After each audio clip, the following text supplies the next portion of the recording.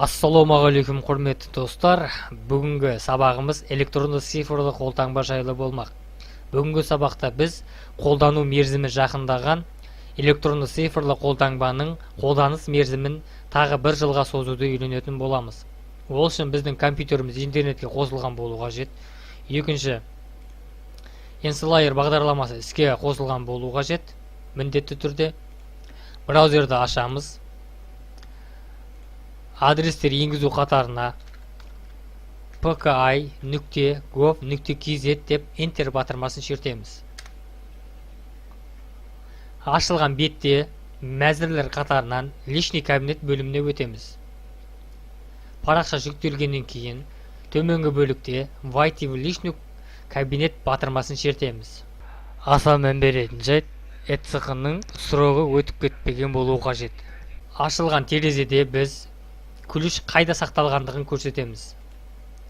Бізде персоналный компьютерде, яғни персоналный компьютер бөлімін таңдаймыз. Ключ қайда орналасқан? Лупаның үстіне шертіп, ключтің орналасқан орнын көрсетеміз. Жеке кабинетке кіру үшін міндетті түрде AutoH деп басталатын ключті таңдау қажет. Открыть батырмасын шертіп, войти батырмасын шерту арқылы жеке кабинетке кіруді жалғастырамыз. Электронды цифрлы қолтаңбаның құпия сөзін енгіземіз. Обновить список ключей батырмасын шертіп, келесі терезедегі подписать батырмасын шерту арқылы жеке кабинетке кіреміз. Жеке кабинетке кірдік. Жоғарғы бөлікте электронды цифрлы қолтаңбаның егесінің аты жөні шығып тұрады. Электронды цифрлы қолтаңбаның, яғни ECC-ның қолданыс мерзімін ұзарту үшін Мой ключ ECP бөліміне өтіп, Перевыпуск ключей ECP деген бөлімге өтеміз. Ключті қайда ашылған терезеде қол қоюға арналған ключті таңдауымыз қажет. Хранилище ключей деген бөлімге персоналный компьютер дегенді таңдап, қол қоятын ключ қайда тұрғандығын көрсетеміз. Лупаның үстіне шертіп, RSA деп басталатын ключті таңдаймыз. Қол қою үшін RSA деп басталатын ключті таңдаймыз. Сохранить батырмасын шертеміз. Ашылған терезеде электронды цифрлы қолтаңбаның құпия сөзін енгіземіз. Обновить список ключей, подписать батырмасын шертеміз. Қолданушының келісімі парақшасында «Я прочитал, согласен» деген бөлімге белгі қойып, подтвердить батырмасын шертеміз. Население пункті деген бөлімге өзіңіздің тұрғылықты мекен жайыңызды көрсетесіз. Бізде Шардара қаласы. Ключ қайда сақталу керек екендігін көрсетеміз. Біз персоналный компьютерге ключтің сақталатын орны,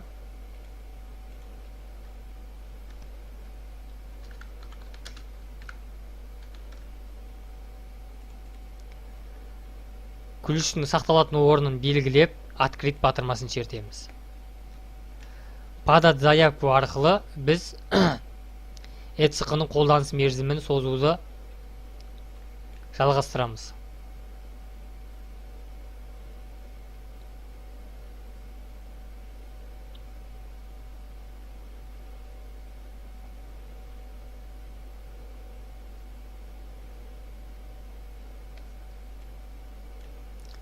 Ашылған терезеде төменгі бөлікте «Я» ECC-ның аты жөні, иіні жазылған қызыл жазулар шығу қажет. Сол жақ бөлігінде «Я» деген сөзінің алдында белгі қойып, заявка к подписана пользователь дегенді таңдаймыз. Подтвердить батырмасын шерту арқылы келесі қадамға өтеміз. Электронды цифрлы қолтаңбаның құпия сөзін енгіземіз. Подписать батырмасын шертіп, электронды цифрлы қолтаңбаның қолданыс мерзіміне ұзарту үшін өтініш тастағаннан кейін өтінішіңіздің нөмірін көшіріп алуыңыз қажет. Нөмір заявкені көшіріп алып, новая проверка батырмасын шертеміз.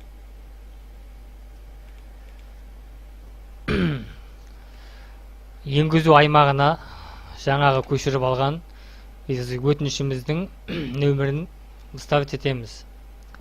Искать батырмасын шертіп, ашылған терезеде төменгі бөлікке өтіп, данный хранилище ключи деген бөлімге жаңа құпия сөз, яғни новый пароль енгіземіз.